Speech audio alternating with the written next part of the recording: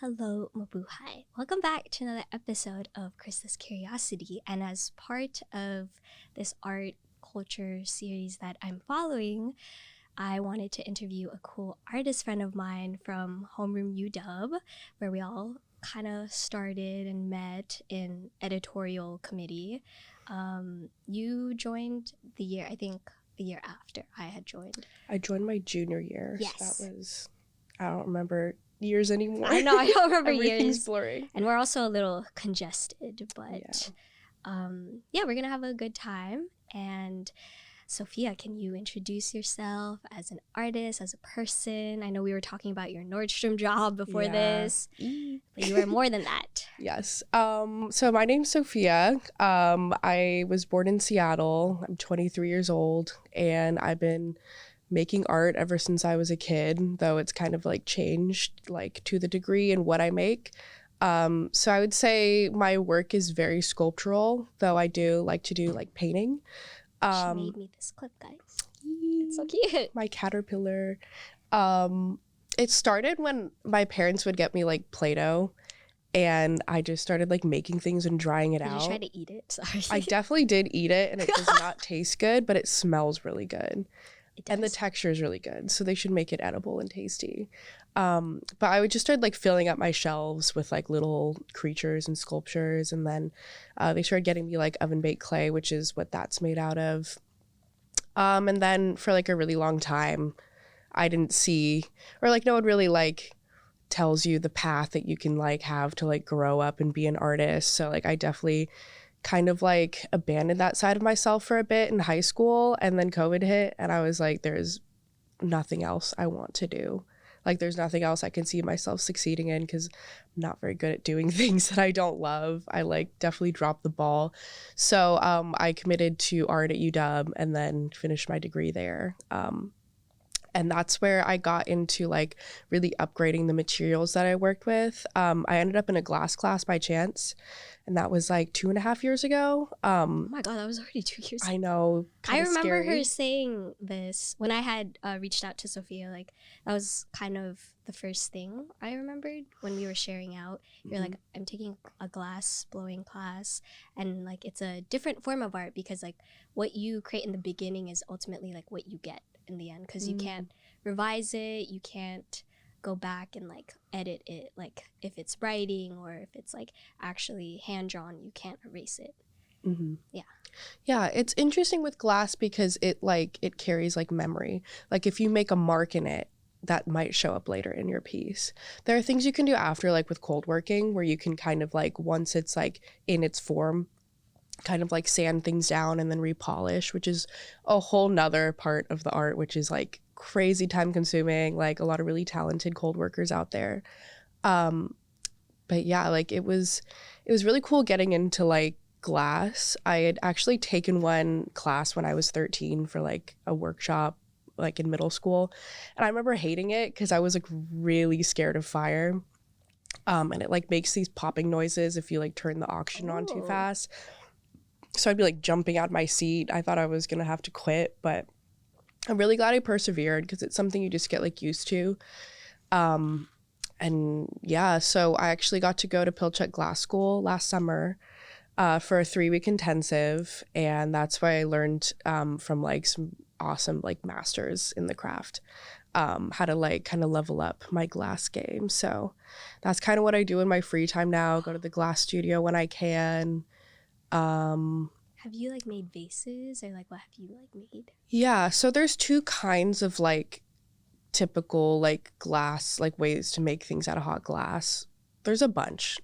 People do like a whole bunch of experimental things, or like use different ways to make hot glass sculptures and vessels and stuff. But the 2 big ones are like flame working and soft glass, like in the hot shop. So flame working is at the torch, which is the one that like I'm a little more versed in.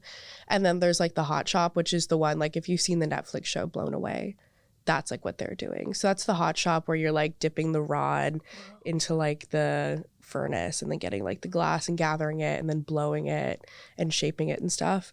So that one Feels like you're firebending. Yeah, like honestly, sometimes I think about it. Like I used to like say like I wanted to be a waterbender, but now I'm like I look, you want to be a firebender because I would just like do glass stuff all the time. Yeah, it's like fire and air. Yeah, no, it's hybrid. Cool. We need a glass blowing sequence in Avatar. Yes, that would be awesome. I think they did it in that like one Disney movie, Elements or something. Yes, they did. I never saw. That one was interesting, I would say, overall. But okay, so you're an artist, and I have seen you vend at Belltown and Capitol Hill. Sometimes I go to like sometimes they have one randomly, like on Tuesdays, but particularly like on Friday, Saturday, Sunday. And I ran into Sophia there. So it's been nice seeing her out and about. But I guess what's it like being a vendor point of view? So it's really tricky because you could be a person who makes art and it's not your main thing to like bring in the bills and you do these. And then there are people who like invest in a storefront, a portable storefront, and that really makes a difference in sales. So for me, I am an artist who makes things. I literally take my blanket out, I put it on my table, and I like put out my different things. I've seen her set up. It's like, I've heard it described as like an I Spy on a table, which is kind of fun. And I'm like, I'm glad people see it that way because I literally am like, what do I have at home that I can sell? And then I like put it out day of and try to make it look pretty. But like, I'm not really a product-based artist or like vendor. Versus some people will make multiples of the same thing or their only thing is vases. So that just from like a business standpoint makes things a little trickier just because like, I don't know, it's basically marketing psychology to like have things look very neat and, you know, have focus on one product at a time, you know, guide the like the customer's eyes towards certain spots. So I don't really have that approach to it. Like I'm there because I want to sell my art and I have my art and that's how I do it. It can get a little complicated, like not having a car, because that means I have to factor in Uber costs to like setting up and doing a market there. Not to mention if you want to get in somewhere like the weekend market or Sunday market at Fremont, like I haven't checked recently, but I've also heard like vendor fees are like $200 to have a stall. So it's like kind of tricky having it be like not my like main focus and also like trying to get to things where I'm gonna make money and it's gonna make sense for me and for my art, while also like being able to just get out there and do it, because I do enjoy doing markets, but I feel like I've come across like a more complicated relationship with it when I find, I don't know, how do I say this in the way that I want to say it? There's a lot that people expect out of artists when they come to markets. Yeah. And I've noticed a certain like class of person come to these markets, chat, walk by, kind of be disrespectful. And I've talked to other like artists who've experienced this too. And it's just like, I don't know, you get like the tech bros coming through because they need something to do on a Friday night. Is it the performative? Yeah, and they just like, they're like, oh, like that's cool. I've had people come up to me and say like really just random offensive things thinking that they're like making conversation. And I'm just like, what do you want me to say from over here? Like I'm out here selling my art. Why do you think I agree with what you're saying? And it's just kind of like to drag all my stuff out there, set up, and have that be an experience sometimes, it really like complicates my relationship with like making and selling art because I'm like, I know I'm not going to stop making art. Like I'm always going to do that. I'm going to go crazy if I stop making art. That's not going to happen. But when it comes to like picturing how I want to sell my art or how I want to be compensated for what I make, it's just like I'm choosing to be a little more selective with it, or at least mentally prepare myself because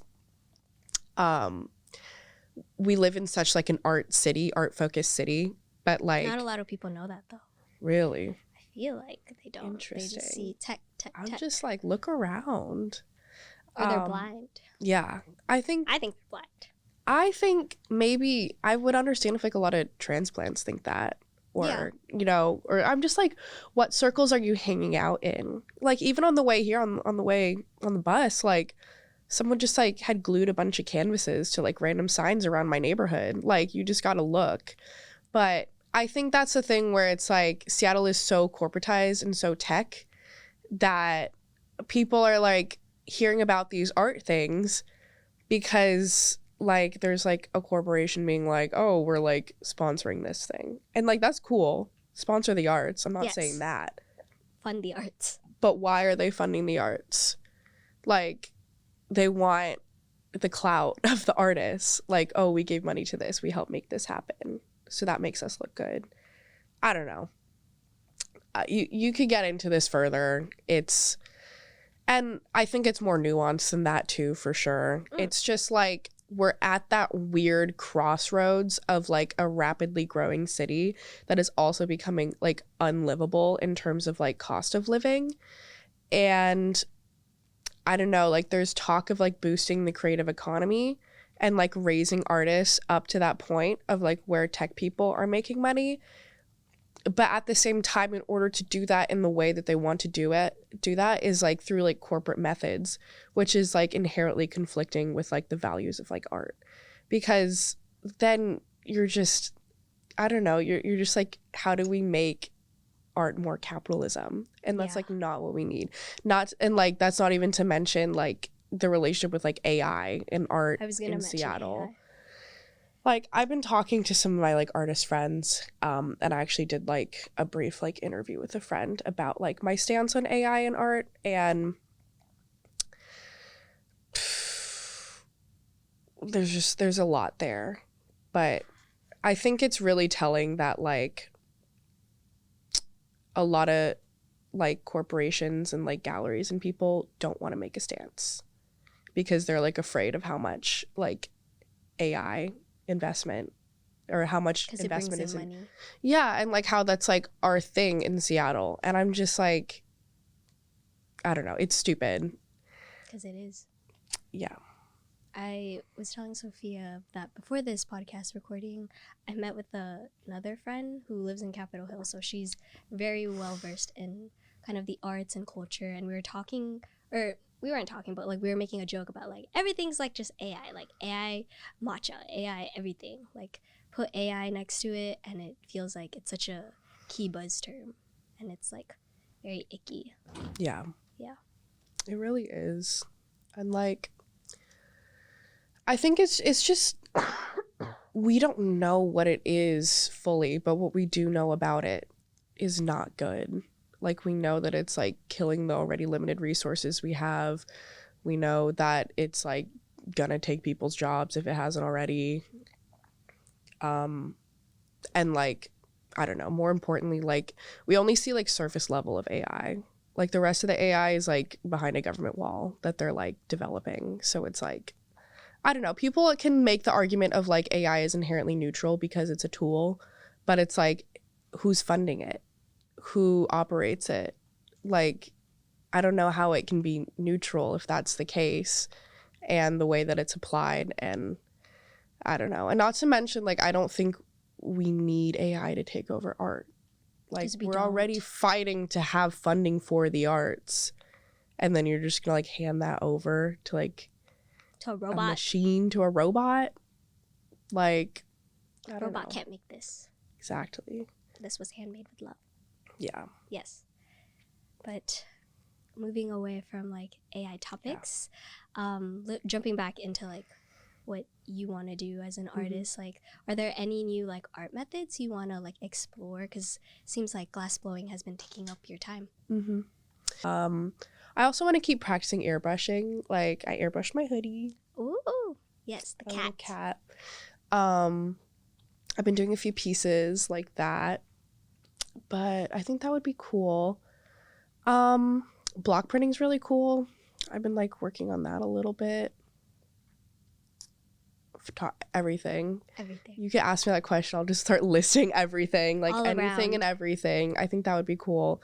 I definitely also want to get a little more experimental on just like mixing all of those things together. Like multimedia. Yeah. Like I think my next, because like my room right now is like literally a pit of my own art and like laundry. Like I just have like canvases like all over my room and like, you know, kind of half started projects. I think maybe I should just, because I get to that point where I've started so many things that I'm like, I think I really ought to finish one of these now before I start a new one. But like maybe even just like gluing a bunch of shit to a canvas, like just mashing it all together or something. Collaging. I don't know. I'm kind of like thinking this out as you ask it. I'm like, I don't know. But well, that's just the thought process you have as an artist. And I feel like a lot of people think that it's a straight linear line, but it's really not. That was one thing I struggled with a lot in art school is like they were like, we want to see your thought process. And I'm like, dude, you just tell me I need to get something done and I get something done. And Give me like the criteria. Yeah. And it's like, it's not to say that I don't care about it. It's just like I don't have a clean thought and then make something. And I think I can like sit and project onto it afterwards. And like projecting isn't like necessarily a bad thing. I think people hear like project onto it and it's like, oh, you're just like telling a story and it's not even like whatever. But okay. I feel like projecting onto art is like an important part of like everyone's individual process with art. It's how you see yourself in art and also like what it sees in you when you're interacting with it. For sure. Yeah. And it's like everyone has a different like relationship with a piece. So what it brings out for you could be different than what it brings out for someone else. Yeah. But I'm also guilty of like the occasional last minute critique trauma dump. That's the art school classic. Art school classic. Yeah. I guess like what are some big takeaways that you've taken from your art degree from UW?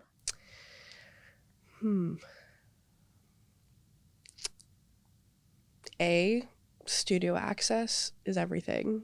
I miss it. It's really awesome having like access to facilities. Shout out the UW 3D4M program. It's like making art around people is awesome. So like I definitely like to like do craft nights and stuff like that. I gotta get more of those. If you organize that, I will come. I will. Okay. I would love to. Okay. What else? I think just like for me, I had a crazy transformative experience with glass, just in that I just like so many opportunities like feel like they like found me. Like I don't know, like obviously it's a two-way street, but like I never expected to like meet so many cool people through glass and like do so many cool things. It was really cool. And not only that, I feel like I learned a lot about myself through working with glass. Like when I first started, I was like really anxious about it, and I was like having some like crazy perfectionism like spirals with making things, as every artist does. Yes, because it's like if you don't know what you're doing with glass, you can't get it to do what you want it to do. It might blow up on you if you don't like put it back in the heat. You know, like if you fight it, it's gonna fight you back and you're not gonna win. But like I don't know. And also talking with like mentors and like, you know, there was a day I was really frustrated with myself and like my teacher just saw that and was like, dude, like you're doing okay. You got to be nicer to yourself. And I was like, damn. Because then the art will be nice to you. Yeah. And I was like, damn, like why am I out here like freaking out over something that's really hard that I've never done before and I'm mad at myself for not doing better? Like it really like taught me to like slow down and get kind of more like in tune with like what I'm making and like just like slowing down and trying to get like more of like a flow state. And I think that really translated to like the way that I like made art after that and just like grew as a person. I don't know. It was like, I think glass very much changed me too, which is really cool. I like to hear that. You had a lot of insightful words of wisdom too. So to end off the podcast, okay, aside from craft nights, what are some other like 2026 like artistic intentions you have? Ooh, I have a complicated relationship with social media because I hate posting a lot. I don't do it. But I think just like for myself, I want to start posting more things because I actually don't really share my art in very many places, which I want to change because I don't know, like I the positive feedback that I get from like markets and stuff like really keeps me going, and just like hearing that people enjoy my work like makes me want to keep making things. So, you know, I'm thinking of sharing more of that on Instagram, getting like an actual website. I think it'd be cool to do online sales too. Then I don't feel as much pressure when I go to like in-person markets. And I think, I don't know, I think like I haven't cured my perfectionism either. It's kind of an ongoing battle.